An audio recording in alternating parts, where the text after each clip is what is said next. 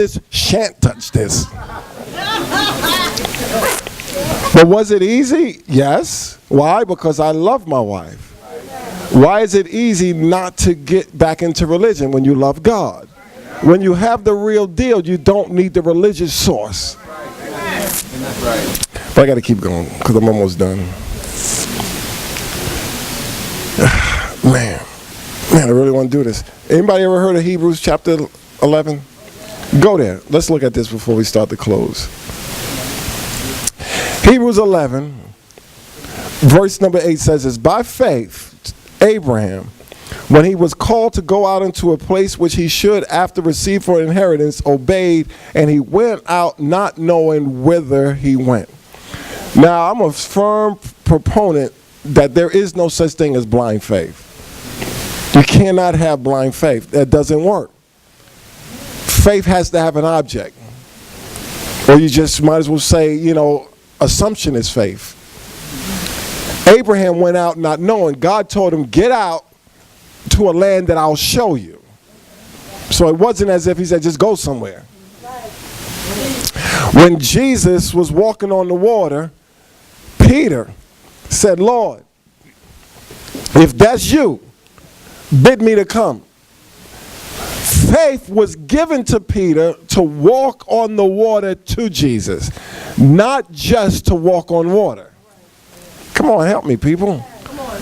It wasn't as if Peter said, I want to walk on the water. Give me faith to walk on the water. No, he had given him faith to walk to Jesus.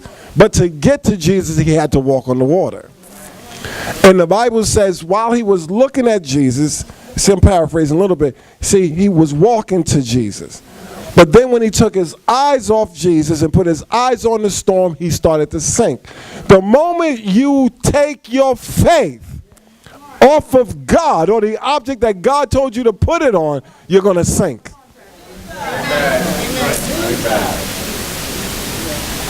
That woman got that engagement ring, started losing that weight, started getting dressed real nice, started going to Balhe's and Balhers and everything else.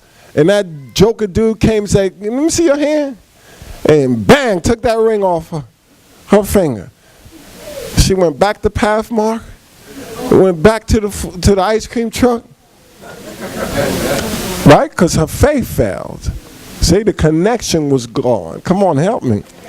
See, whenever God answers you, get something next. See, we're not going to stay, all right, can I just bust your bubble? You're not going to stay close to God on your own.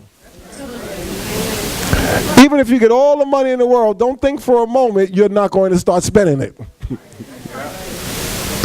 All right, all you people thinking, oh, if I have more money, if you have more money, it'll be more of you.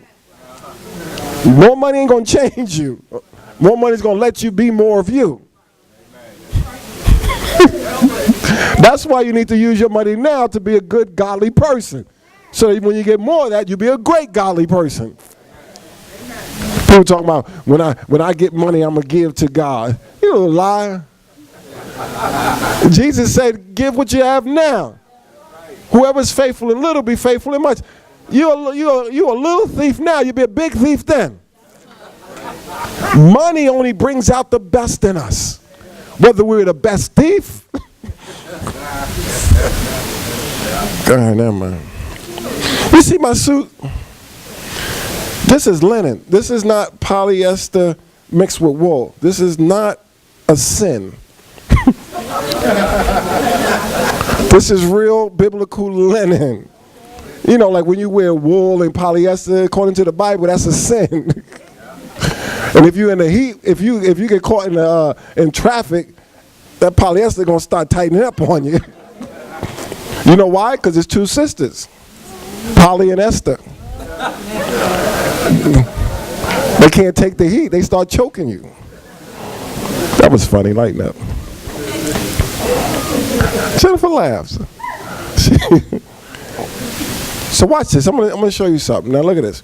By faith, he sojourned in the land of promise, as in a strange country, dwelling in tabernacles with Isaac and Jacob, the heirs with him of the same promise. For he looked for a city which foundations, whose builder and maker is God. For through faith, Sarah herself received strength to conceive seed and was delivered of a child when she was past age, because she judged him faithful who had promised. See, she believed that God, who made the promise to her old dead self, was able to do it. See, many times, what you got to really start to appreciate about God is he really doesn't care about your situation or your condition. He's concerned about the outcome, giving him the glory. Sarah was too old to have babies. Abraham was too old. God didn't care. God didn't say, you know what, let me run the clock back, make you guys young enough to have children. You know what happened? Sarah found out she was going to have a baby. She laughs. She laughed. She said, you kidding me? This age? And you know what she said? And fellas, you can appreciate this. She said, and Abraham going to have fun? She's like, Abe can't do nothing, but he gonna start having some fun. And God told Abraham, said, why did Sarah laugh?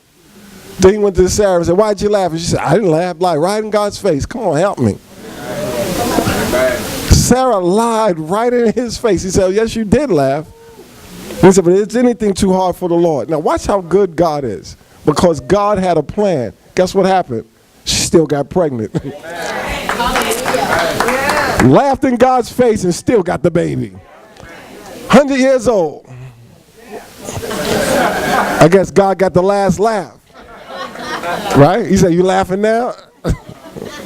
She had to push that little boy out. Think about it. And then Abraham now, by faith, has to offer the baby up. No, he's a boy now. He has to offer Isaac up as a sacrifice. I'm sure Abraham didn't tell Sarah. She said, I waited 100 years to have this baby. You about to sacrifice him? You got to be out of your mind. He went, began to offer that baby up. God stops him. See, all of these acts were acts of what? Faith. God was actively involved in the conversation. See, if you're going to walk by faith, God has to be involved in the conversation. I'll say it one more time. If you want to live by faith, God has to be involved. I'll do it until you hear it. If it's going to be by faith, you have to be able to tell somebody God said. Amen. And it can't be your strong desire. Amen. You ever see people want to get married? To shut you up, they say, well, God told me they're my spouse. If God said it, I ain't got nothing to do with it. And then 6 months later, how can I get out of it? If God got you in it, God can get you out. Don't come to me. My job is just to see if the pieces fit.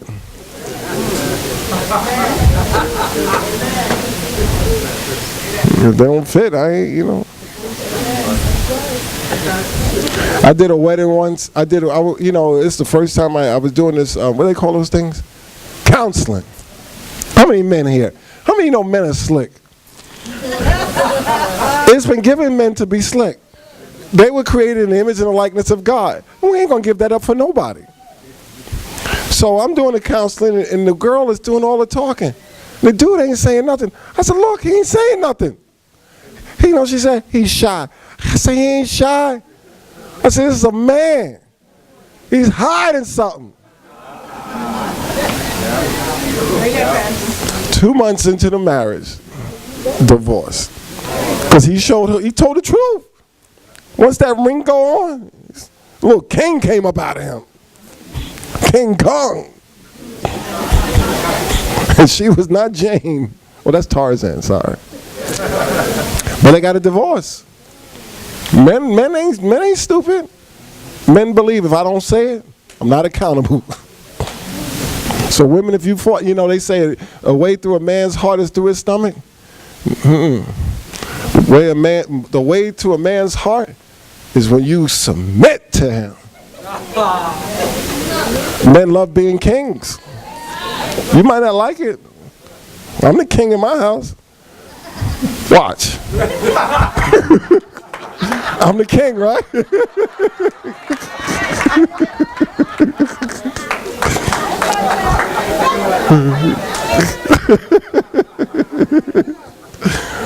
I ain't stupid. King have to go to sleep. Must be safe when I sleep. She be crowning me.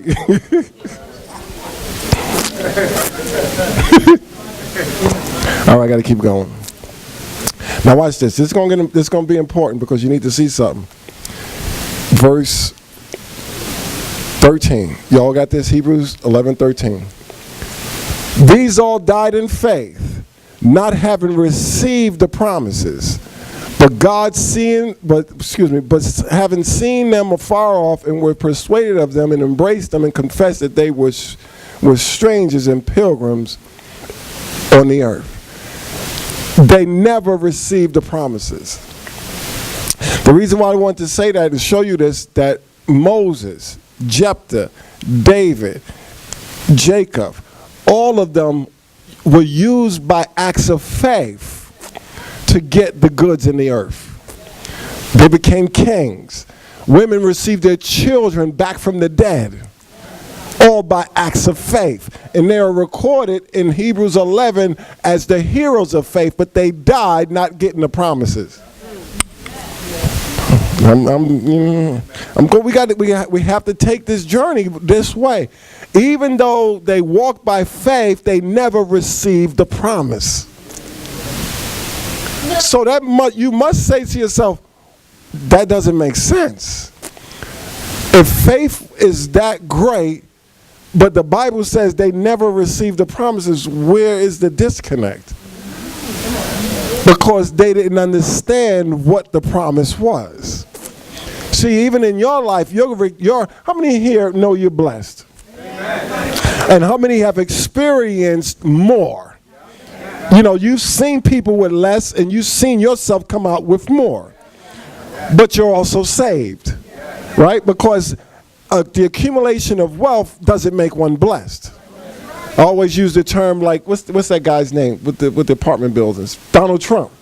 If he's not saved, he's not blessed. He's just rich. Because in John 3:18, everybody like to put up John 3:16. They should put up John 3:18. Because John 3:18 says, you're condemned if you don't accept the blessing that God has offered you. So wealth doesn't make you blessed. Wealth makes you wealthy. See, but the blessing, I'm going to give it to you now. The blessing was that God himself would live in a person. They all died in faith, not having ever received that promise. The reason that God separated them from all nations was because God said, I'm going to make you my people. But they all died not having received it. I'm going to show you. I'm not making this stuff up. It'd be a nice story if I made it up. But it's a true story. Now look at this. By faith, verse 20. By faith, Isaac blessed Jacob and Esau concerning things to come. 21. By faith, Jacob, when he was a dying, blessed both the sons of Joseph and worship, leaning upon his staff. Now watch this. What's his name? When Jacob was dying, right? In Israel custom, well, our custom too, pretty much, you bless the firstborn, right, with a double portion. He switches the children. And they say, no, my father, it shouldn't be so. He said, I know what I'm doing. He blessed Ephraim and he blesses Manasseh. Now, I'm not sure it's true, but some people who did the research, I'm not saying I did the research, so I'm saying with somebody else, and they trace Ephraim and Manasseh to Great Britain in the United States. And you saw how great they became as nations. I mean, you know, but that's what somebody said they did the research. I didn't do the research. So don't come back talking about past. I'm a blasphemer. I'll tell you when I said stuff, okay? Because people have a right to call you out when you say stuff that ain't true. If I said, somebody else said it. So I don't want nobody coming after me. Now watch this. Verse 28. We're talking about Moses. Through faith he kept the Passover and the sprinkling of blood, lest he that destroyed the firstborn should touch them. Why was it an act of faith? Because God told Moses See, God told Moses, put the blood on the doorpost. See, it was an act of faith. By faith, they passed through the Red Sea as on dry ground, right? Why? Because God told them, go through. Every act of faith, God is involved. Can you say that when we say every act of faith, God's involved? See, you can play religious, even as a Christian. You can fake the funk, go to church all the time, change your clothes, fake everybody else out. But God knows if you're walking by faith. God knows if you talk to him. How about this one? God knows if you listen to him. Amen. I have a daughter, I have a son. I don't care that they could talk. My concern is that they can listen. I talk to them, and they start talking while I'm talking. I'm like, I think you got this part of the story wrong. You got 2 ears and 1 mouth. So many times we all want to hear from God from somebody else, but we don't want to talk to him so he can talk directly back to you. When you're praying, that's you talking to God, but when you're reading, that's God talking back to you. And you got to ask yourself, how much reading do I do? So if you're not going to read, don't expect God to speak to you, because he's only going to speak to you in the realm of faith.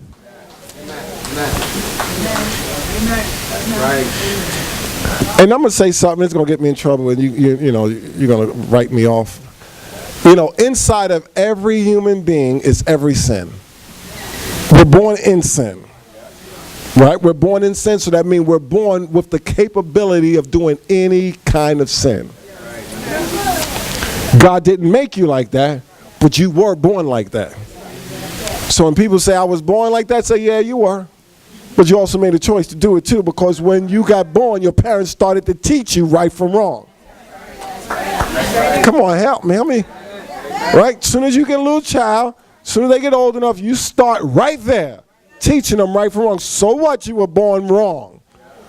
God has given us wisdom on how to help you line up. And people say, well, God made me this way. God stopped making people a long time ago. So I ain't getting no amens from them. Last person recorded that God made was Eve. And after that, and after what they did, he said, I ain't making no more. He said, I'll give life to them, but I ain't making no more of them, because they're going to blame me for the rest of this stuff. Because everyone else was born from Adam and Eve's mistake.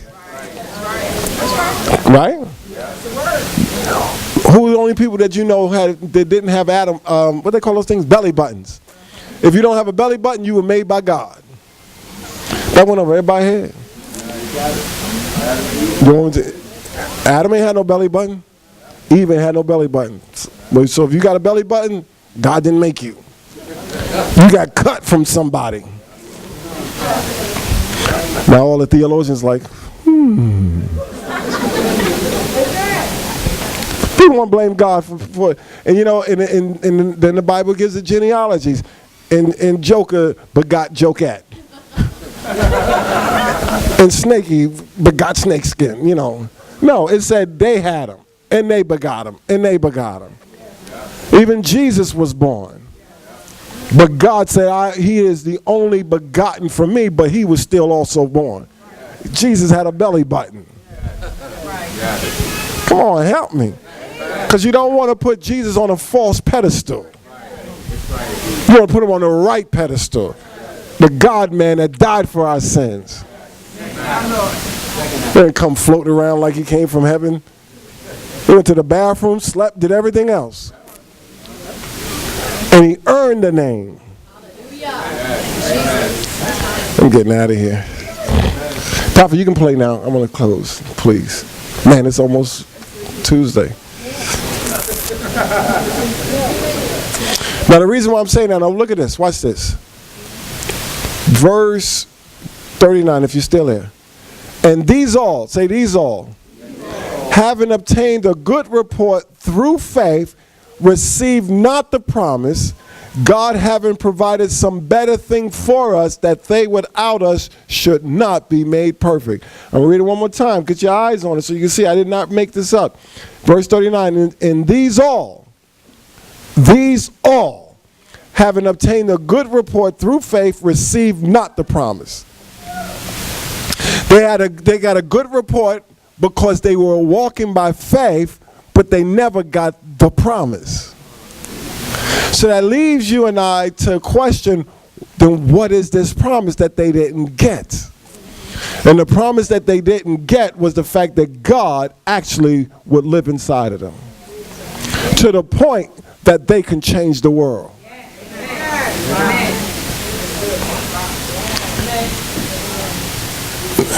Y'all want to see it? Now look at this. And let me just preach it because I don't have that much time. In Genesis, now Genesis, the fall, Adam and Eve. Eve gets tempted by the serpent, right, to eat from the tree of the knowledge of good and evil. It wasn't an apple, because if it was apples, we might as well curse apples. Curse it, apple. Right? You can imagine a little girl walking up to a boy with an apple. Mommy! So it wasn't an apple. What it was it was from the tree of the knowledge of good and evil. So when they ate from that tree, they ingested good and evil. Not just the sin that they did in rebellion, but they actually partook of good and evil. You are what you eat. So when they took that, when she ate it, and this is why people don't like Adam, she took it and gave it to him. He was right there. All he had to do was say, I ain't eating that. And God would have said, go to sleep, you got more ribs. Come on, Stacey. Eve would have been gone, Evelyn would have been born. God, listen, there's a lot of ribs. But he wanted her. Come on, help me. That was his. He said, yo, you bone of my bone, flesh of my flesh. You eating it, I'm eating it. He didn't care less. So he plummeted all born human beings into sin. So don't blame God. God gives us a way out. Thank God. I wasn't born saved, but once I got saved, I don't know how old I was. I was 26. Whew! The fear of death was chasing me for 26 years. Man, I grew up in Harlem. My brother was murdered when I was 12. Man, and then my friends got blown up in, remember Beirut? I had to sign up for selective service. Everybody getting killed. This was in the 70s. They said the number one killer of blacks, it was blacks. And I was in that age group. I was going to be killed any day now. So I lived full of fear. 12, 11 years old, drinking pints of Swiss up. Half a gallon of liquor for 45 cents. Why? For fear. See, most people are indulging in drugs and in sin because of the pain of fear. They don't want to die, so they want to enjoy their life. Now I enjoy my life. We go to Disney World. For real. I'm hearing the merry-go-round in my head right now. But the reason why I'm trying to tell you that is because these all died even having a good report by faith. Look at Solomon. Solomon's even in that. That joker. I don't even know if Solomon makes it to heaven. Well, let's say probably had a purgatory space maybe back then. Maybe Abraham's bosom. Maybe he made it in there because he was David's son. But he had 900 wives. He would offer his children off to Moloch to please his wife.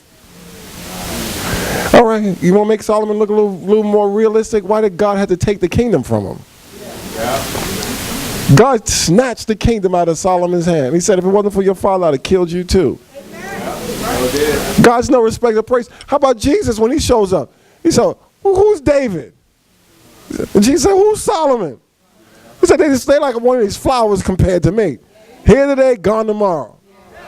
Exactly. You better appreciate Jesus. He wasn't floating around talking about, help me somebody. The only one in the Bible that went into the temple, everybody shooting dice. He kick over their money. Who's going to do that on Monticello? That's right. Man, you cross the street, you see somebody playing dice. Jesus went in there, they had guards. You got to remember, they had temple guards. He went in there, he said, I don't care about these guards. He kicked all their money over. And he was looking at him like, what's up with you? See, he knew who he was. He said, I'm going to teach you a little lesson. He said, I know I'm coming to die, but it ain't today. Not today. So that's why when God makes you bold, take it. But when God removes your boldness, run. Don't be stupid. He ain't going to back you up in every fight.